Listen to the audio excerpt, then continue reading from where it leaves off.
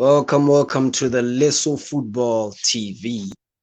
Finally, we've rebranded, and it's like a whole different environment, different show. And this is my first video as obviously as a whole new different brand altogether. Man, what can I say about this team? And I told you guys the last game, the signs were there.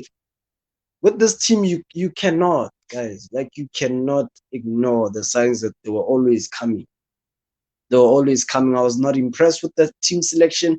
Things were just not working out. Like I expected this manager to at least be able to see that certain things were not working. Formation wasn't working. Clearly, we have too many attackers on the pitch. There's no balance.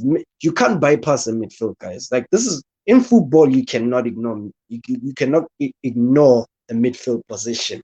It's the most important position in your team. So how on earth do you think you can just ignore it? I expect that from a rookie manager like Solskjaer to do that, because that's what we've always been saying about him. That why are you neglecting the midfield? Why are you ignoring the midfield? Every time when there was a transfer window, that was that we had a transfer window and whatever, he was not looking at midfielders.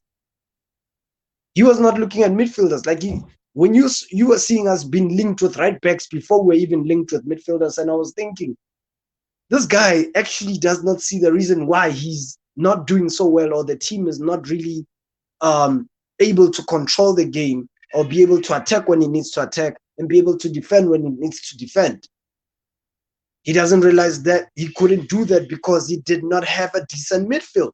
We're not saying that every midfield player needs to be world class and A-lister. No, look at Liverpool. Liverpool's midfield, the one Klopp used to win the Champions League with.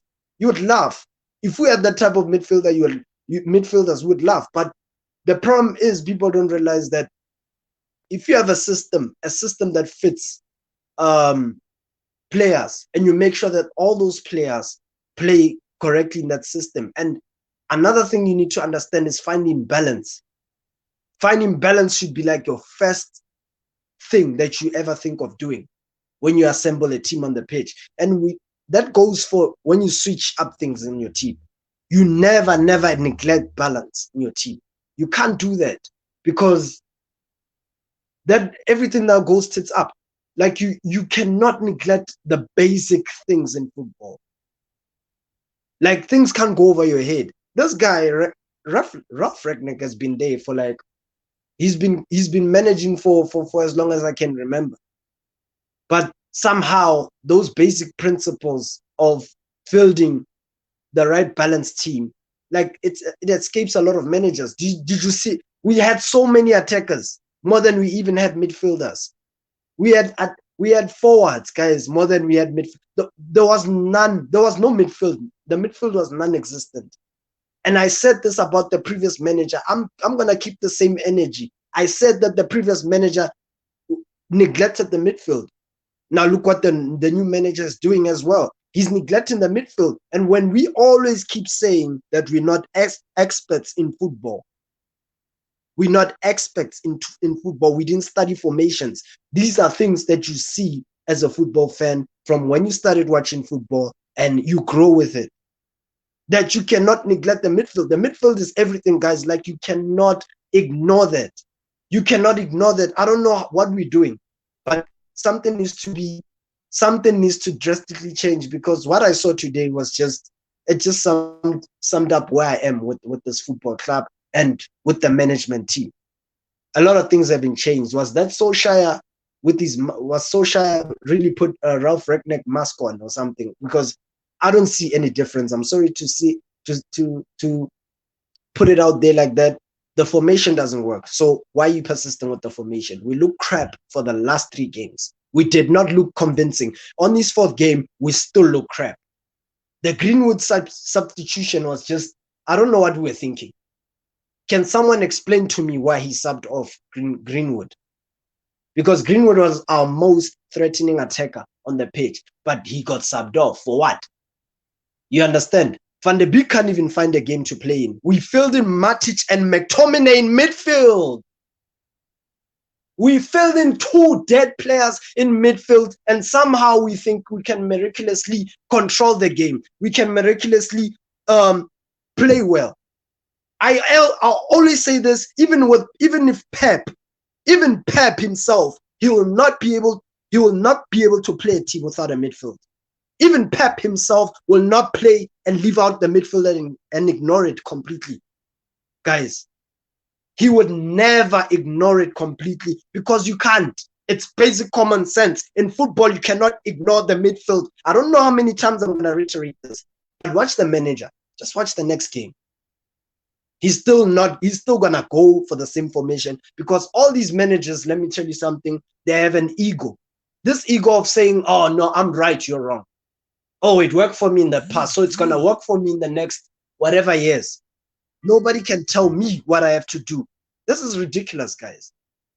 This is absolutely ridiculous. And I don't know who's advising this guy, but this is not working. You can't field 4 attackers and just think you can go for it. Sir Alex only did those. People say Sir Alex did that. Sir Alex only did that in the last few minutes of the game, where he was throwing basically the kitchen sink at the opposition. When the team when you knew that the team needed to win. You can't start games off like that. Imagine if we started with Tevez, we started with all these forwards and all these guys all at the same time. It was not going to work. You need to have a balanced team. And clearly this team is not balanced. It's not balanced. The players themselves have a lot to answer for as well. I'm not going to say I'm blaming the manager. I'm blaming the manager alone. These players as well don't throw themselves at the ball. Phil Jones even looked like he had more heart than a lot of these guys who are paid all these amounts of money. Phil Jones hasn't played football in how many years for us? But he's the one who looked out there, who looked like he was ready to throw his body on the, he was ready to put his body on the line. Like, you can't fault that from Phil Jones. The only problem we had with Phil Jones was that, okay, he was always injured. He was always on the treatment table. Fair enough. You understand. But a lot of these players lack heart. I've seen it, and I think it doesn't matter which manager we bring in. It doesn't matter what formation we bring in. The problem will still be there.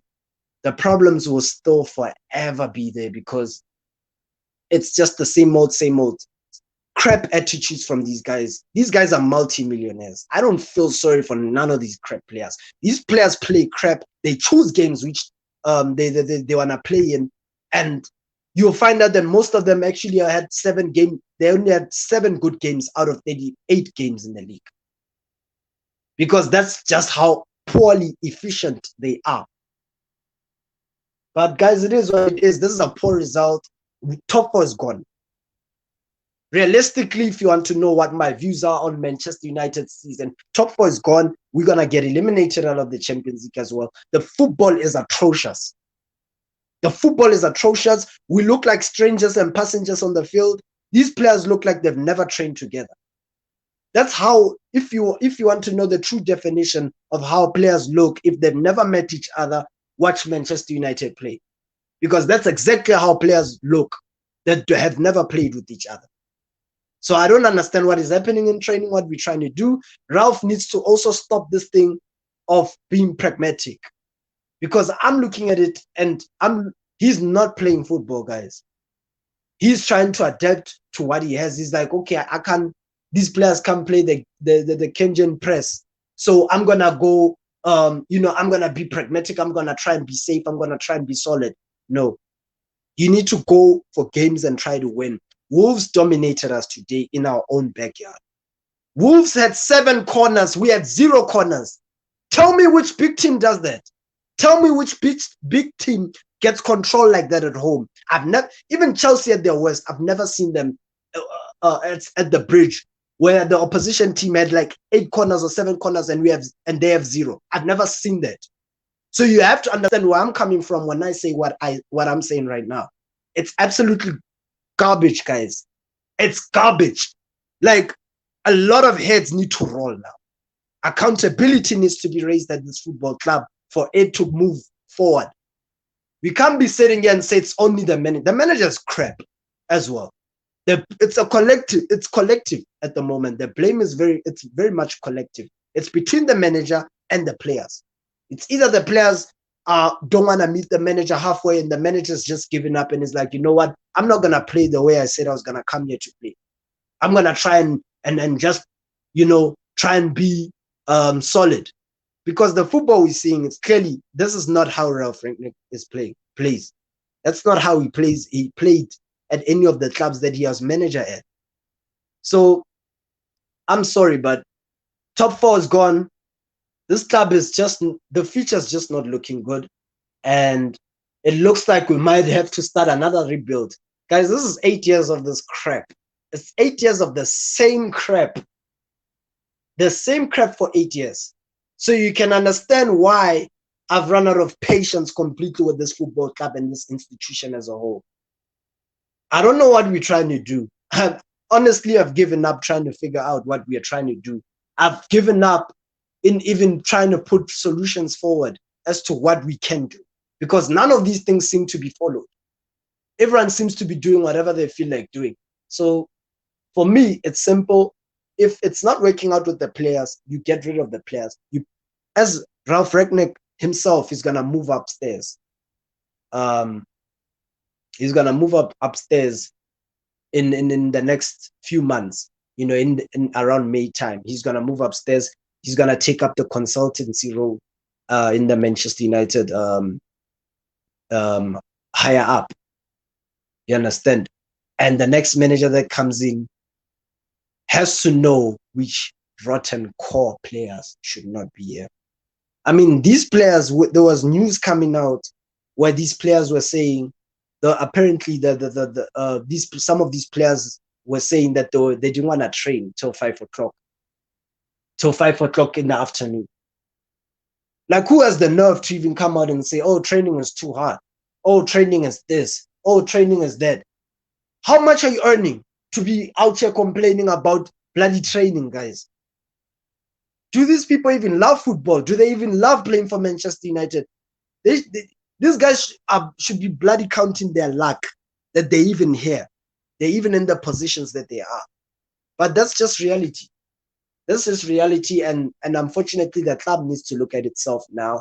And I'm telling you now, if I'm Ralf Rangnick or I'm anyone within Manchester United doors, I'm getting rid of 10 to 15 players. Get rid of the lot. Get rid of them. Start all over. Bring in young players. Build properly for the future. Because I'm telling you now, it looks like it's one of those situations where, like your house, you've got a leaking roof, and all you want to do is just patch it.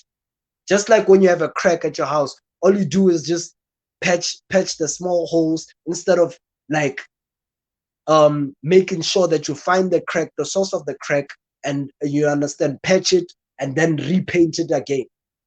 Because we look like we're doing a half job. I don't think there's any manager who's gonna be able to deal with this crap. Even the next manager is gonna have the same problems. So I'm telling you now, the problem has to now start where we get rid of all the players.